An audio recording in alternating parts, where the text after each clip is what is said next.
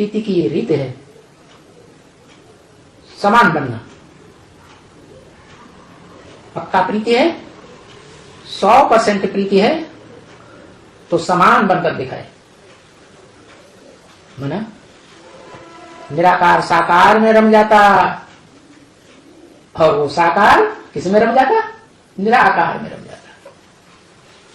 मैं तेरे में समा जाऊं, तू मुझ में समा जाए। माने निराकार साकार में समा जाता, और साकार निराकार की याद में समा जाता। ये बात ब्रह्मवाक्य मुरली में भी बोली है।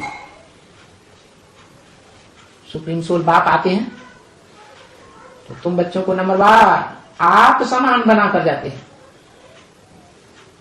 जैसे सुप्रीम सोल बाप निराकारी निर्विकारी निरहंकारी है, वैसे बच्चे भी नंबरवार निराकारी निर्विकारी निरहंकारी बनते हैं। तो कोई 100% भी बनता होगा, तो वो हीरो पार्टधारी शिव निराकार बाप समान, सुप्रीम सोल बाप समान निराकारी स्टेज धारण कर लेता है।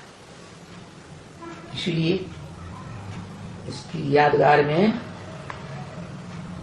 सोमनाथ मंदिर में शिवलिंग स्थापन किया गया, जिसमें हीरा जड़ा हुआ था। हीरा निराकार की यादगार, सिर्फ निराकार की, या वो हीरा साकार की यादगार है? साकार को भी अपनी आत्मा है या नहीं? जरूर है, लेकिन वो आत्मा जो पहले बाप के आने से पहले पत्थर बुद्धि थी, वो पारस बुद्धि बन जाती है संग के रंग से। तो बाप समान 100% निराकारी निर्विकारी निरहंकारी बन जाती। नहीं तो जो सुप्रीम सोल बाप है आत्माओं का, वो तो कभी पत्थर बुद्धि नहीं बनता। और हीरा क्या होता है? पत्थर होता है या चैतन्य होता है? पत्थर ही तो होता है।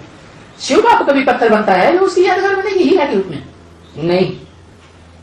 जिस साकार में प्रवेश करता है वो साकार पहले पत्थर बुद्धि, फिर संग के रंग से निराकार बन जाता है।